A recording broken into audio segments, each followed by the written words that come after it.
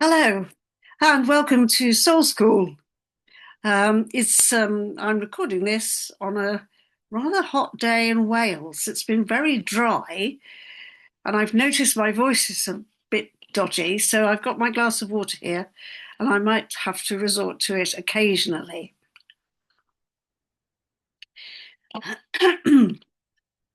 So this presentation is all about writing your soul story using what I call a language of light. Now I'm going to divide the presentation into three sections. First section is called In the Beginning.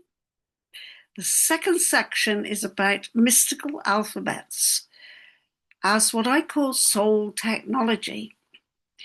And the third section introduces you to celestial characters that come from ancient alphabets that you can use in meditation.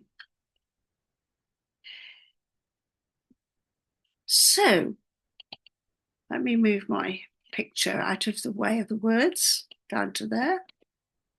In the beginning, well, many ancient stories describe how the divine, which has no form or shape, is nowhere and everywhere all of the time, forever and ever, uses sound to initiate a creative process by which the cosmos comes into being.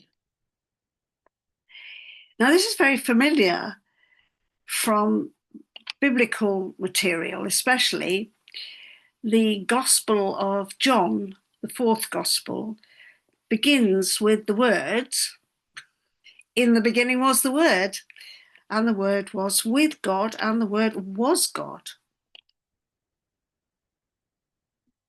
And the beginning of the Hebrew Bible, which Christians call the Old Testament, says, "Bereshit bara Elohim et hashamayim ve'et haaretz," which means, translated roughly, in the beginning Elohim created the heavens and the earth. And Elohim says, "Let there be light," because there was darkness before that.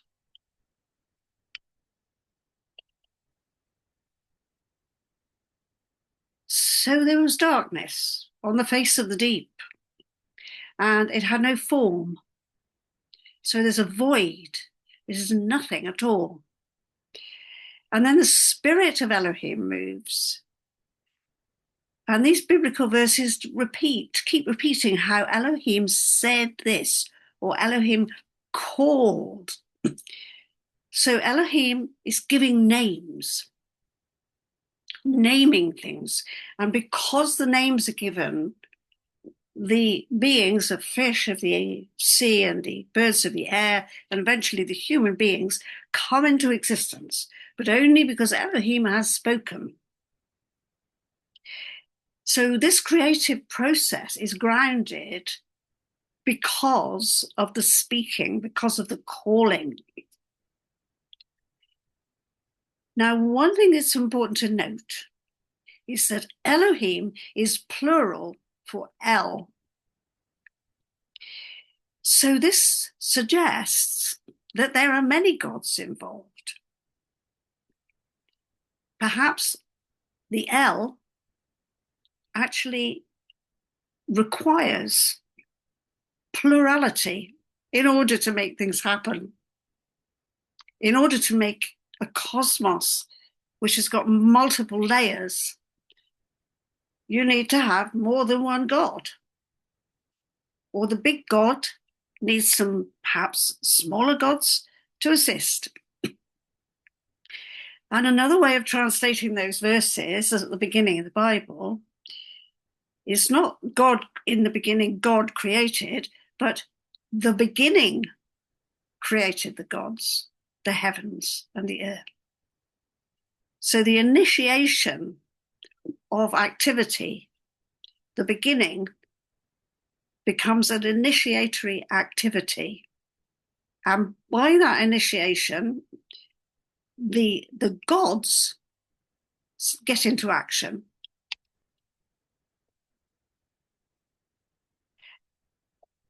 So this L is emanating multiple powers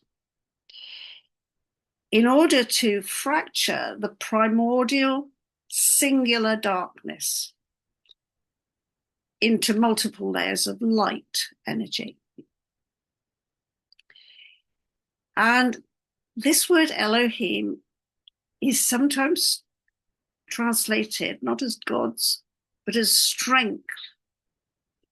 The L word means strength or capacity or ability.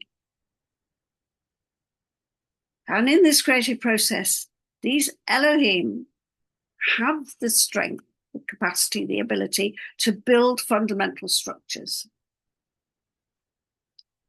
And their building blocks are letters, sounds, archetypes. The building blocks are called evanim. And this is something that Jewish mystical tradition keeps repeating, that there are basic building blocks, and these are letters and sounds, and they become archetypes. And El is the suffix for the angel names, Michael, Gabriel, Raphael. So, for example, Raph means healing, and El means the strength or the capacity to heal. Sometimes people would say the healing of God. And Raphael, by the way, I've just noticed, I put the date there for you, the very, very old name, you know, goes back more than 3,000 years. So what we see here is that the angels or the powers, sometimes the judges, derive strength and capacity. They are given powers by the big one.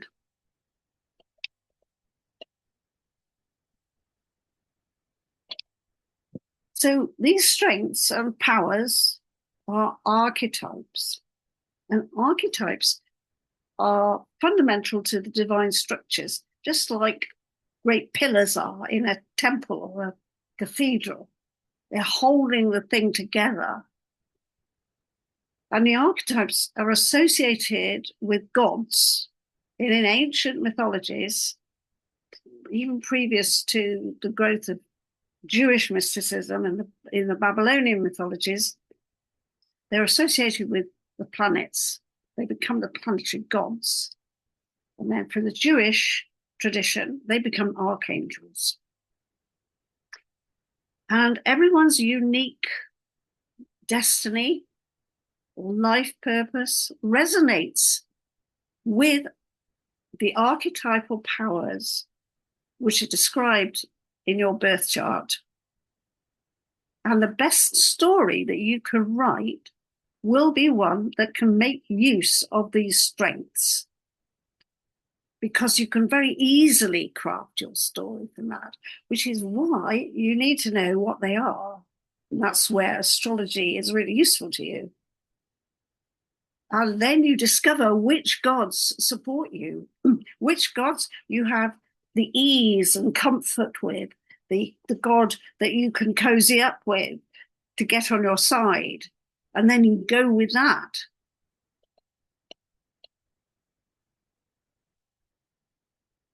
So every archetype has a kind of fractal capacity.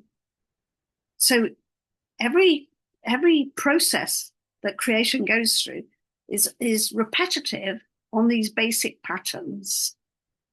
And it's like a cosmic flower unfolding all the time, which is why we use the many-petaled lotus or the rose as a symbol of divine beauty, because it will unfold naturally with grace. And your life story can unfold according to the archetypal principles. So every word that you speak Every word you speak aloud, or every word that you speak in your own mind to yourself, is just as divine as those spoken by Elohim. So are your own words and your own thoughts and your own ideas. Can you choose those? Can you focus them? And are they strong enough? Have they the strength to manifest a beautiful story? So I want to keep telling people and you that your destiny is not written in the stars above. You are writing it on the inner sky of your consciousness. But your capacity to create a good story depends on your understanding of what archetypal powers are easily available to you. That's why you need your birth chart. And the birth chart tells you which are the primary archetypes.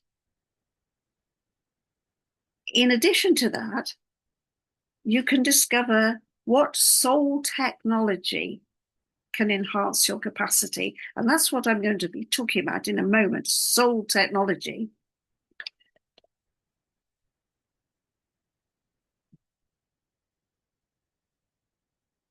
So now we come to the writing.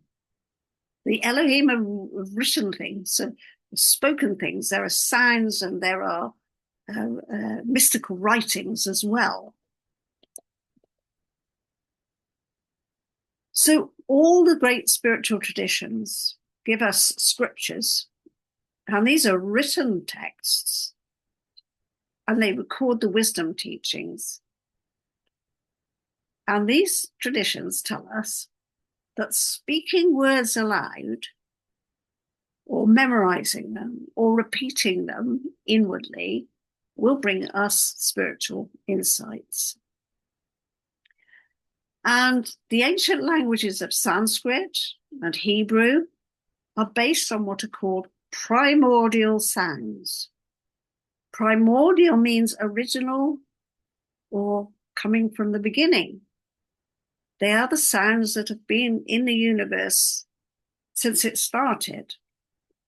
And the most ancient languages claim that that's how language for humans developed, because they could hear these sounds and they could make these sounds with the voice.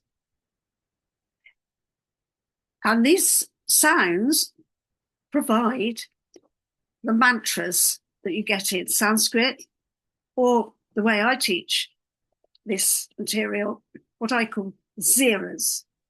I'll come back to that shortly.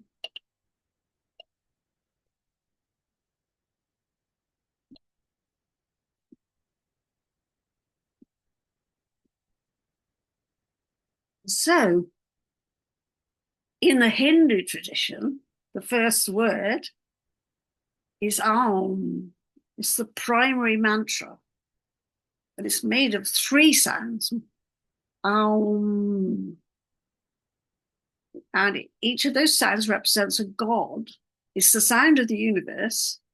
Aum. But it's 3 gods, Brahma, Vishnu, and Shiva.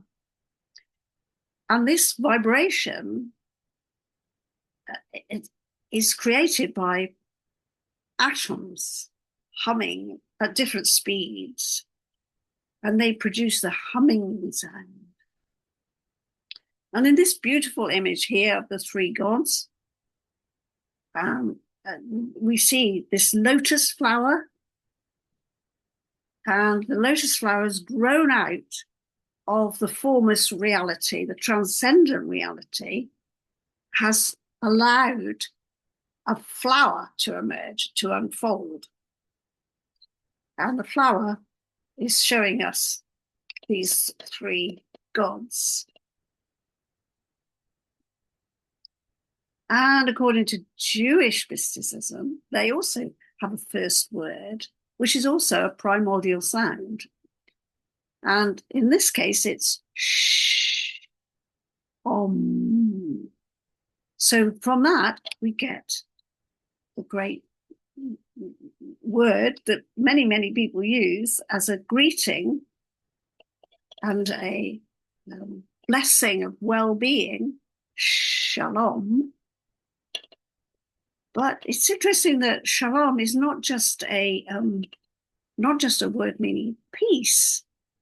It means much more than that. It implies wholeness and completeness and well-being and all of life, everything. So that's what the greeting shalom means. The very first letter of it, which is on the right, which looks a bit like the letter W in the alphabet we normally use in the West, in Western Europe, that letter is the sh, which is regarded as the most sacred letter in the Hebrew alphabet.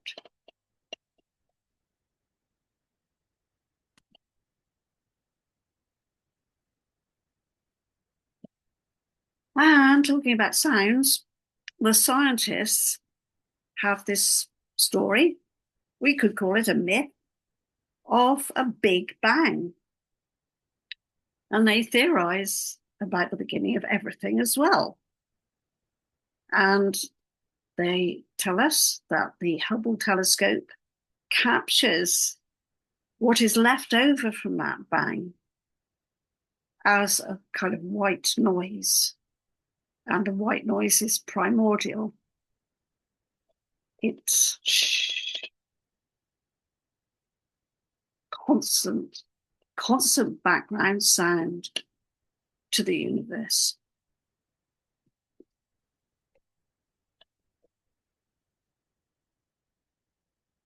So now we come to a little bit more detail about Kabbalah.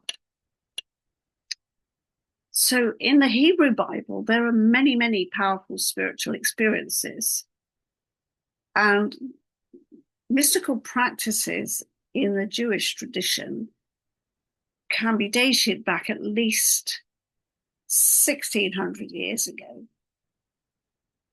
And Jewish Kabbalah only developed about 800 years ago. So although people often think Jewish Kabbalah is Jewish mysticism, it's only a bit of it, but that's the most well-known. And in the 15th century CE, so a few hundred years ago, Kabbalah was adopted by Christians in the Renaissance, and they called it Kabbalah with a C. They wanted a C because that was like Christians. So Christian Kabbalah has a C.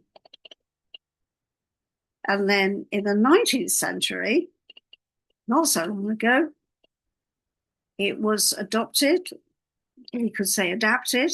In both cases, it's adapted as well as adopted as what is known as the Hermetic Kabbalah, which is a particular way of approaching the same materials, but very much changed in the light of people who were not Jewish. They were the practitioners of Kabbalah with a C or Kabbalah with a Q were not usually Jewish people.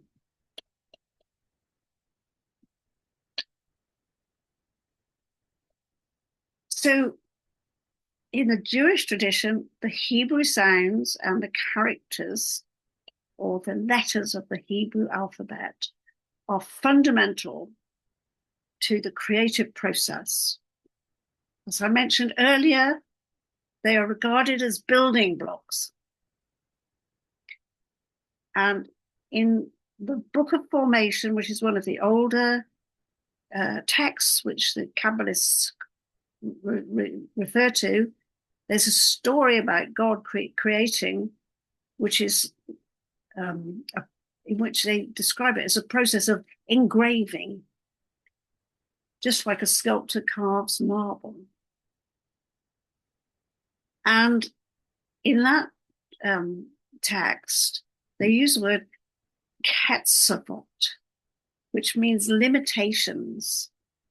And this is very interesting because what the limitations are a narrowing down of what is allowed, the creating of boundaries. So what was boundless and infinite has to be formulated into something that is manifest. And the only way you can do that is by saying, we limit it to this. So when you want to create something, you have to say, I want this, but I don't want that. So we have to realize that every creative process is also a process of saying no to something. Yes to this, no to that.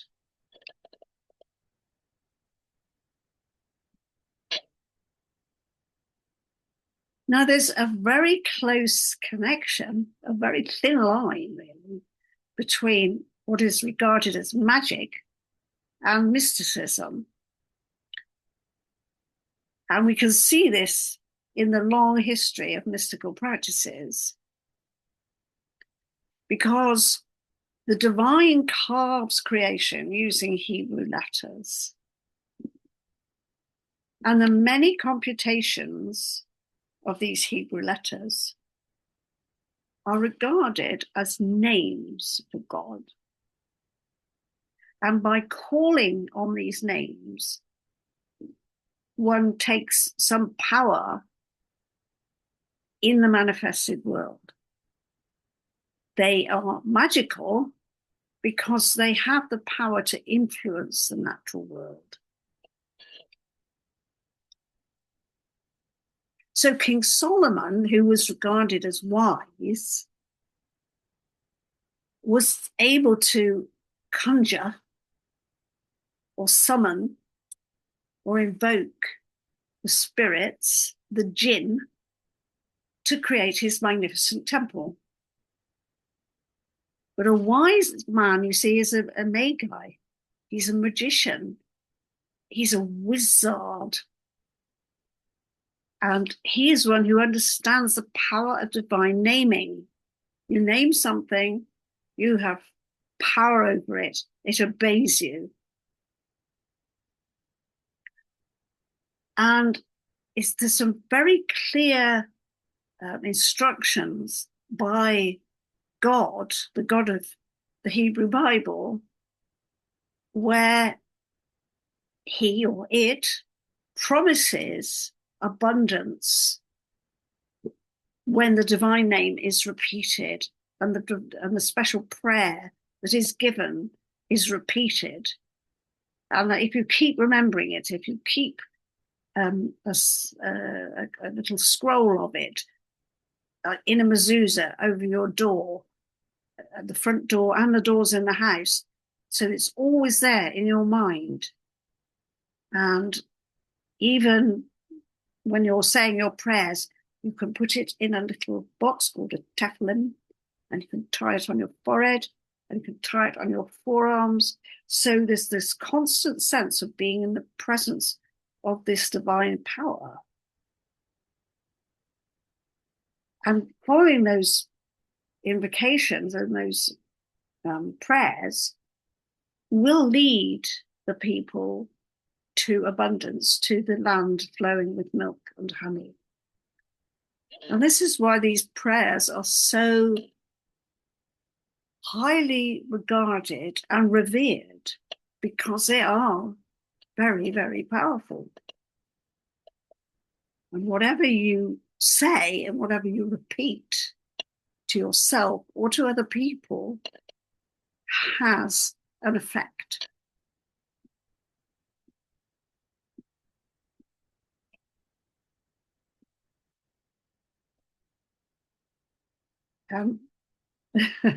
Here's abracadabra.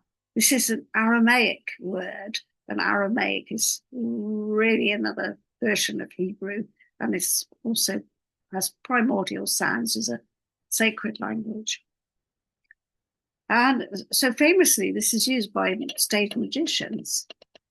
And basically, it translates as I create as I speak.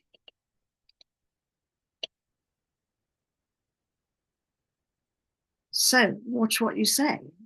Watch what you say, but also watch what you think. So all the spiritual traditions insist that sounds repeated by chanting inwardly or with the voice will lead you to mystical insights. And in the mystical state of cosmic consciousness, you find that you can access these magical paranormal powers. And this is because these languages are based on primordial sounds. So by using them, you are immersing yourself in the primordial power of creation.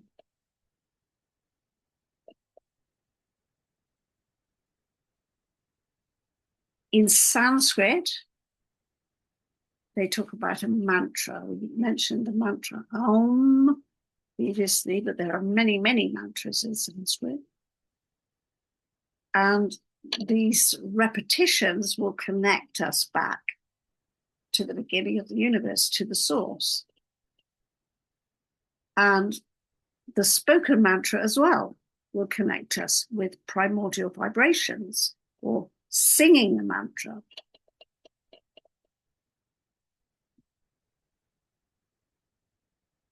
So one of the most famous teachers of these systems using mantras was a man called Patanjali.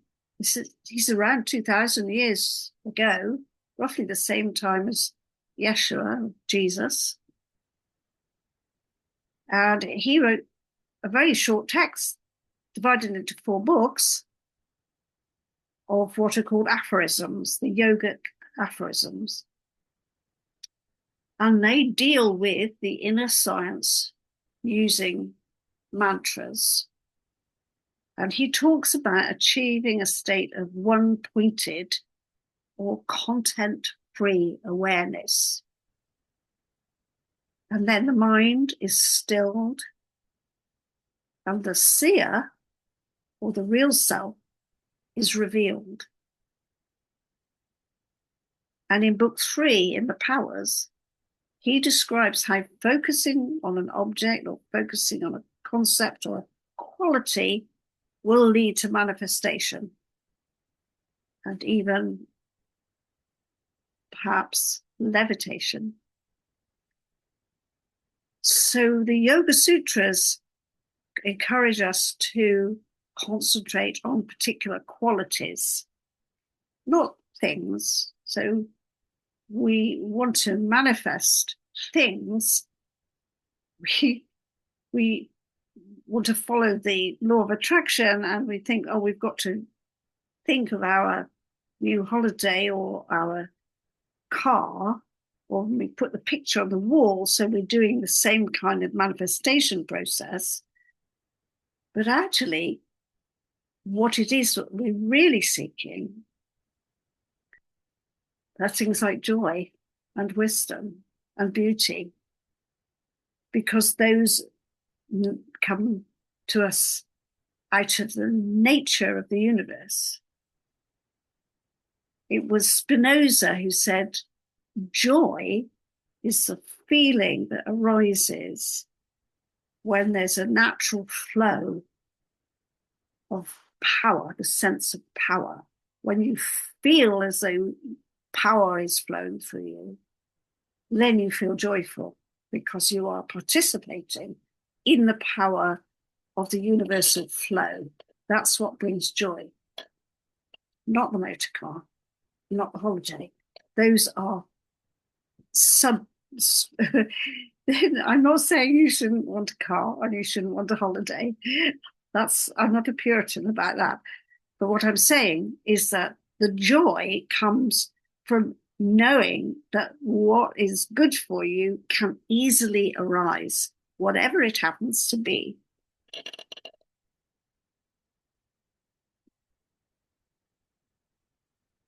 I'll just mention here that although I mostly focus in this talk about Sanskrit and Hebrew, that there was a Sufi movement based on the mysticism of letters, Harufism it's called, and that arises in Iran in the late 14th and early 15th century, so roughly the same time as Kabbalah is being shared around Europe. And for the Sufi approach, God is incarnate in every atom. In Islam, in the Quran, it is said, God is closer to you than your jugular vein. Right, so it's intrinsic in you, just as it is immanent in all of creation. And in Harufism, God is embodied in the words and in the letters of the Arabic alphabet, but also in the letters of the Persian alphabet. And they have more letters in those alphabets, 28 for the Arabic alphabet and 32 for the Persian alphabet. But in both cases, that they are the basis for all the love and all the beauty in them, which is why they place such a big emphasis on beautiful calligraphy.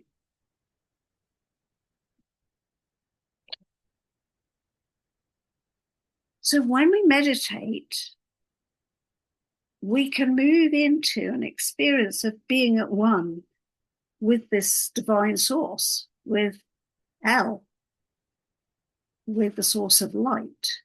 And we can experience it in our body and in our mind as an intense golden light. And I've given you a quote here. It's from the Gospel of Matthew. Yeshua says, your whole body will be filled with light. And one of the most important events in the life of Yeshua is the transfiguration. I regard that transfiguration as much more significant for learning spirituality than the crucifixion. So in the Schaefer method, which I offer through SoulSchool as a self-study course or with support from me, I teach Zera meditation. And I use the word Zera because it's a Hebrew word meaning a seed, but we use a Zera just like a Sanskrit mantra for repetitive chanting inwardly. Just to say briefly, the way you work with Zera or a mantra is that you repeat it, but as you repeat it, it allows your attention to shift from your everyday busyness, your monkey mind, until you experience yourself as something much clearer. There's a clarity and a refreshing sense of expansion that comes because your monkey mind stops hassling around. And at that point, quite often, you don't even remember your Zera or your mantra. You just are flowing with something that's starting to come through you.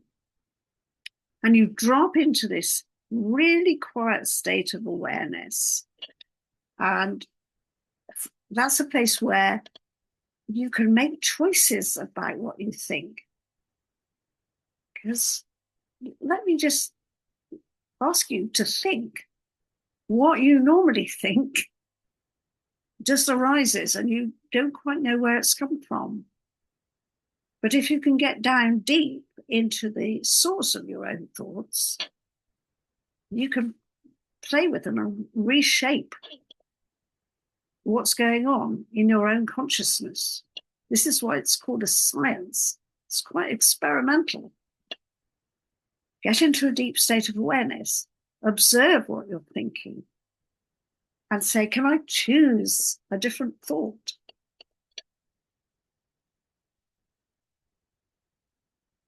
So the Schaefer method uses characters from a Kabbalistic alphabet, which is based on Hebrew. And this alphabet was called the Celestial writing. Celestial meaning from the stars. And you don't need any Hebrew. You don't need to know Hebrew. Although I know a little bit of Hebrew. I am not a big Hebrew scholar, but I know enough to make use of the power of these systems. And that's what I teach people.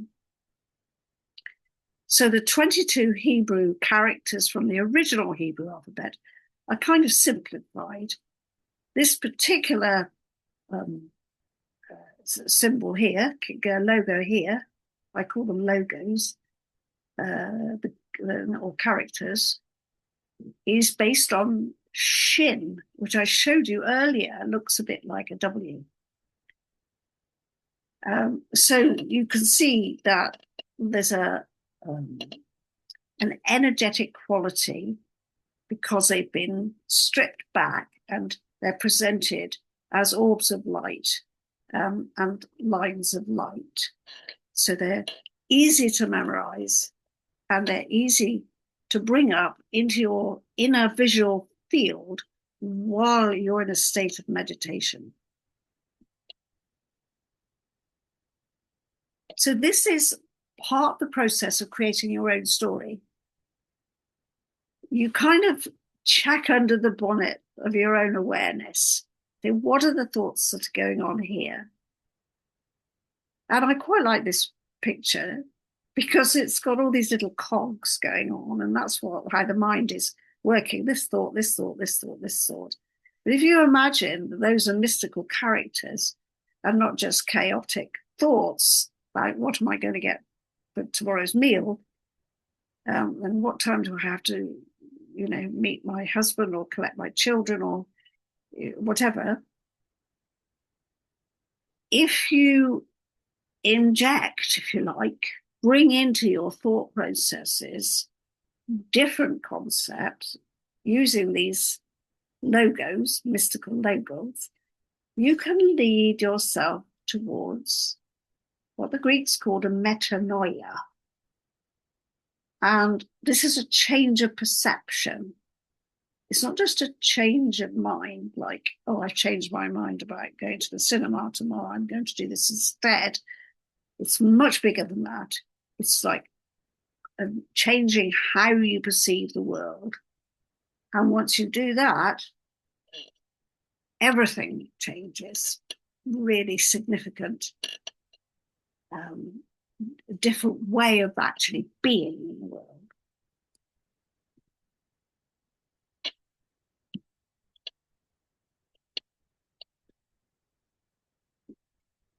So now we come to the celestial opportunity for a new story.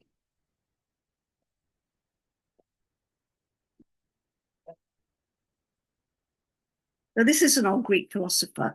I don't really believe it is Parmenides because I'm sure nobody knows what he looked like, but he was an early 5th century Greek philosopher, and he makes the powerful statement, which goes down in history: the thing that is and the thought of this thing are identical.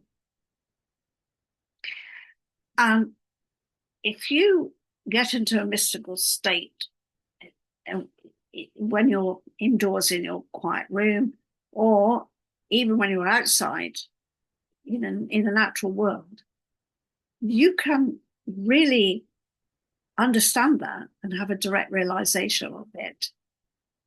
You can look at a tree, for example, and you can know that what you're thinking is a tree and the tree are the same thing.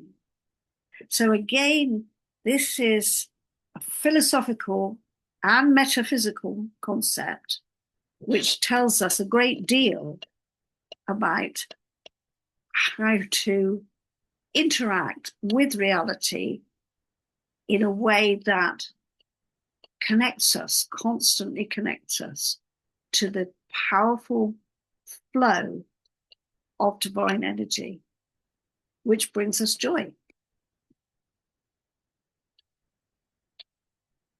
So our future is not just out there. We are co-creating as we move through time and space. We are carving our reality like the gods. And we can choose our words. We can choose our ideas. And when there are synchronicities in our lives or dreams, they can give us hints and indications as to what's going on in our deeper consciousness, which is why it's so important to observe your dreams and to question what they mean. And you can't go to a dream dictionary because everybody's dream is very personal and you won't get the answers from a book of dreams. You will have to understand them from inside.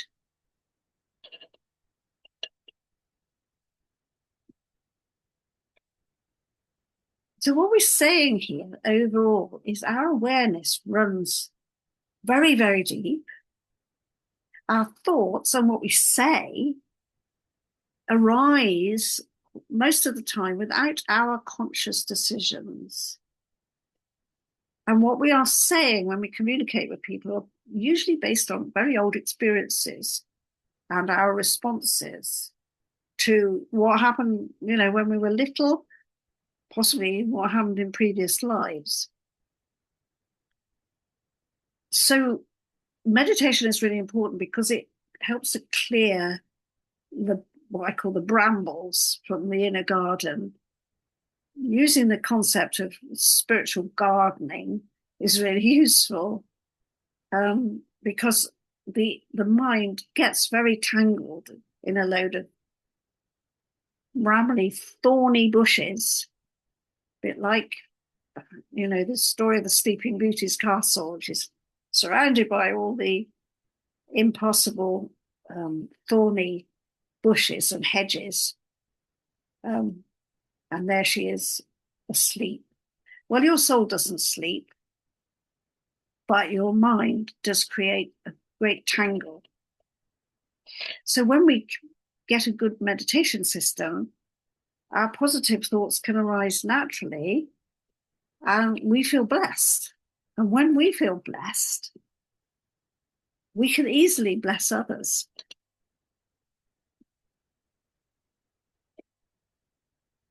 So the mantra or the zera is a really special way to meditate because it's so effective in allowing you to escape from monkey mind and drop into this quiet zone. And when we meet the mystical zone, when we get in there, that's when we begin to co-create using the sacred characters.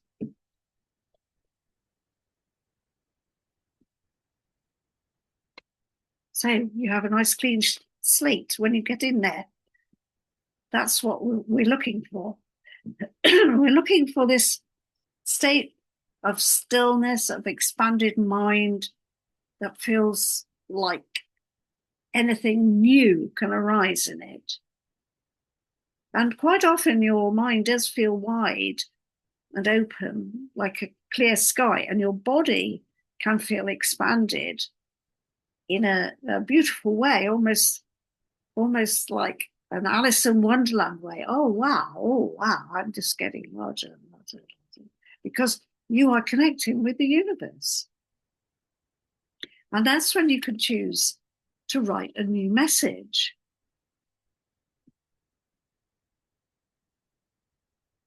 And here's another image that could be helpful. You're standing on the sand, you're well grounded, you're very stable, but in front of you is this ocean, which is vast and mysterious and endless and awesome. And the universal mind is like this ocean. It's impossible to compute. And so when you meditate and you get to this place where you are almost, you can be almost overwhelmed by the beauty of it, that is the time when you can say, now I want to create something new.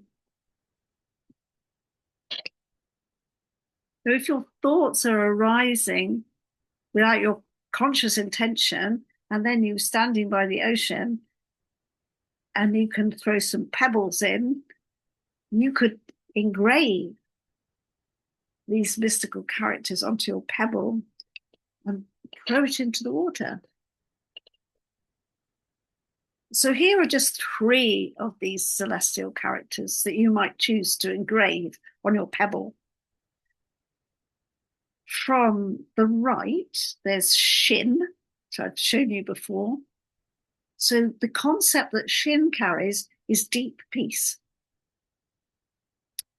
And then the center logo character is Yod, or loving relationships. And the third one is Kef, which is heavenly protection. And just by looking at those briefly, I hope you will see how quickly and easily they can be conjured up in your mind once you close your eyes. And this is something that you can practice when you learn the Schaefer method. First of all, in the Schaefer method, you learn how to use the zero to take you to the right space.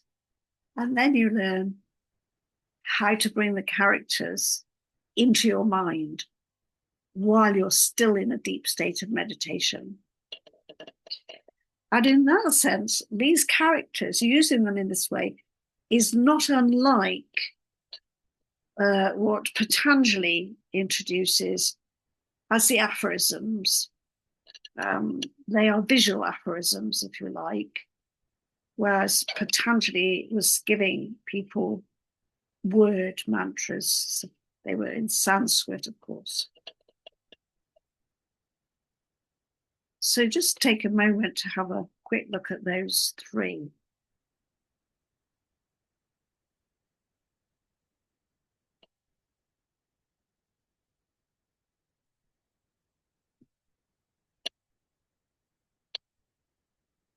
So the stories we tell ourselves about our individual lives and the stories that collectively the human race is telling itself and has been for many, many generations are stories that will create the reality that's out there. And human history will fulfill these ancient archetypal myths, some of which are not very helpful. And in your own life, your personal life, there will be myths and archetypes, some of which are not very helpful. So going into this clearing process by meditating and then introducing new concepts will allow you to write a new history book for yourself. And that will add to the collective human history.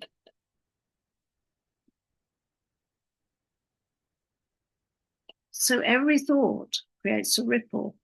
Choose your pebbles with great care, because the ripple spreads beyond you.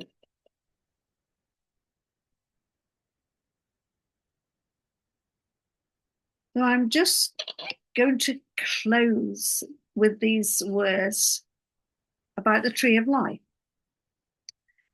Because in Jewish mysticism, the tree of life is a very profound metaphysical concept. And we don't know how ancient the Kabbalistic tree of life is, but we do know that in very ancient Jewish texts, there are proverbs about wisdom being a tree of life and describing this tree as offering length of days in her right hand and riches and honor in her left hand. And her ways are ways of pleasantness, and all her paths are peace. So that's one of the things that people who work with me are introduced to, and that's the concept of the tree of life, which deserves another presentation, of course, because it's a big topic. But I always mention it because the SoulSchool logo here, you will see, is a tree. And the concept behind this logo is that if you feed the roots of the tree, you can eat the fruits of the tree. So feeding the roots is meditation. And then out of the meditation naturally grows. You remember the lotus I showed you earlier? Naturally grows out of the transcendental into and becomes immanent. And yet they are reflections of each other. So to use the spiritual gardening metaphor, you clear the weeds, you do the inner work, you feed the roots with your meditation, you create good compost, you use the healing sounds inwardly, you plant good seeds by introducing sacred characters, and then your tree of life will offer healing, joy, and abundance. So this is the SoulSchool pathway. You learn the Schaefer method, including zero meditation. You use the Schaefer characters to promote joy, healing, and abundance in your life. You can use the channeled angel script wisdom to access the spiritual guidance you need. Some of the work you can do entirely on your own, or you can attend Zoom classes. And I shall also be offering in 2026 face-to-face classes for what I call the Schaefer Protocols training. If you want to know more, get in touch with me at Theolyn.com. Many blessings, and thank you for staying with me. Oh, and by the way, don't forget to subscribe to this YouTube channel. Then you'll always know when I put up a new presentation. Blessings.